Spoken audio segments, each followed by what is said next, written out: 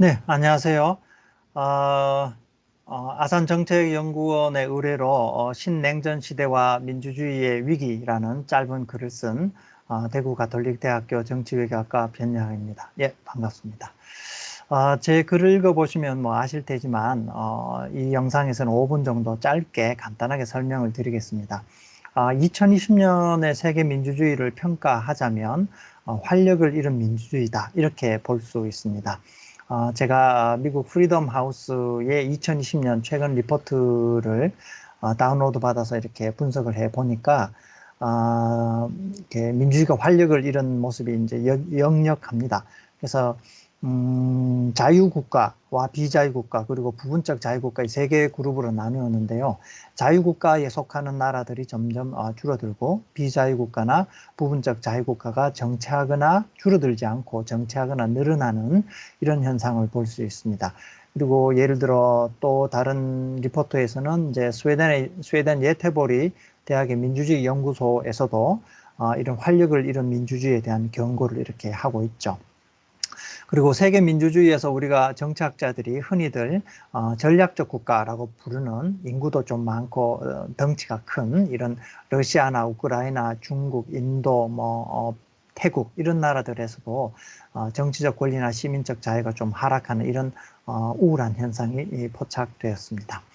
그러면 내년에는 어떨까가 이제 궁금하실 텐데요. 저 개인적인 짧은 소견으로는 내년에도 여전히 활력을 잃은 민주주의가 지속되지 않을까 이런 생각을 합니다. 그 원인은 몇 가지 들 수가 있는데요. 첫 번째로는 이제 정치적 양극화이죠.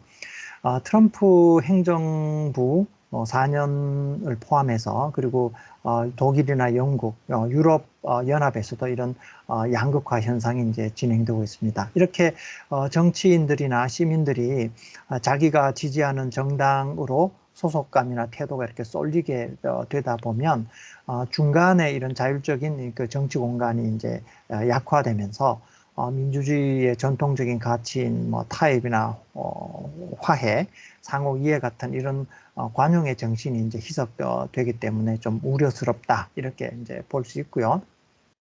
그 다음에 두 번째로 이제 말씀드릴 것이 이제 우파 포퓰리즘입니다.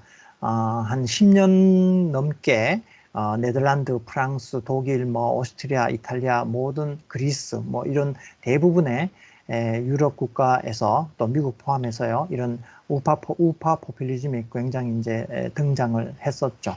그런데 올해는 이제 올해도 그랬었고요, 내년에도 그럴 테지만 이제 코로나 팬데믹 이런 상황은 우파 포퓰리즘을 약간 주춤하게 만들 가능성이 높습니다. 왜냐하면 세계화나 노동의 이동이 만들어내는 이민이나 난민 이슈들을 자양분으로 해서 이런 그 우파 포퓰리스트들이 등장을 이제 했었죠. 또 정치적으로 조직화하는 데 굉장히 성공을 했었죠. 근데 올해도 그렇고 내년에도 국경을 이렇게 폐쇄하거나 굉장히 제한적으로 이동을 통제하기 때문에 이런 이슈, 이민이나 난민 이슈가 주춤하고 그에 따라서 우파 포퓰리즘도 좀 사그러들 가능성이 높다. 그렇지만 완전히 사그러들지는 않고 여전히 이제 불씨로 남아 있겠죠. 또 이들은 백신에 대한 이제 불신을 조장한다든지 아니면은 기성 그 정당의 약점을 파고들면서 정치적으로 조직화하는데 계속 생존할 가능성도 있습니다. 그 다음에 우리가 세계 민주주의에 좀 이렇게 안타까운 면이 신권위주의라고 하는 이런 현상이 올해도 있었지만 내년에도 나타나지 않을까 그렇게 봅니다. 예를 들어 필리핀의 두테르테 정부나 헝가리의 빅토 오르반 총리, 또 터키의 에르도안 대통령, 뭐 그리고 이런 인도의 모디 정부 이런 정치 권력들은 완전히 독재이거나 독재하진 않았을 때 굉장히 민주적으로 후퇴하는 이런 현상들을 많이 이제 보이고 있죠. 예를 들면 터키 에르도안 대통령 같은 경우에도 이런 코로나 상황에서 비상계엄령을 선포하고 인권이나 야당을 이제 탄압하고 철권 통치를 하는 것으로 이렇게 많이 등장하게 되는데 이런 신권위주의도 내년에도 지속되지 않을까 그런 생각을 이제 해 봅니다. 그리고 세계화와 신냉전도 민주주의에 좀 뭐 안 좋은 요소로 이렇게 등장하지 않을까 이런 걱정이 됩니다.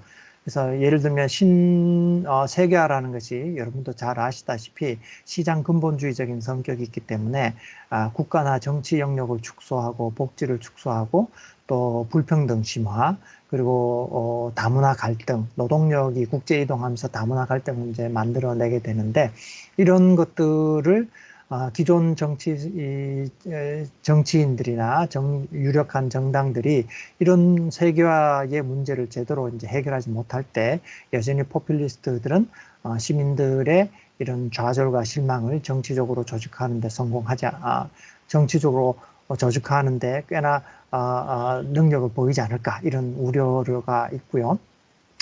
또 미국과 중국 간의 신냉전도 좀 문제가 아닌가 싶습니다. 중국의 약한 민주주의라는 측면에서 봤을 때 중국이 G2에 버금가는 이제 국제적인 영향력을 가지게 되지만 민주주의라는 측면에서는 뭐 예를 들어 홍콩, 대만, 신장, 티베트 이런 문제들은 항상 민주주의에 좀 중국으로 봐서는 좀 약한 고리이죠. 근데 그 내년에 탄생하게 될 미국의 바이든 행정부는 이런 그 인권이나 민주주의의 취약점, 중국이 가지고 있는 취약점을 계속 외교적인 무기로 사용을 이제 할 겁니다. 그러면 이제 중국은 이제 오히려 내정 간섭이라고 이제 거부하면서 오히려 강압적으로 이들 지역을 통제하려고 할 거고 상당히 성공할 가능성도 높지 않나 이런 걱정이 됩니다.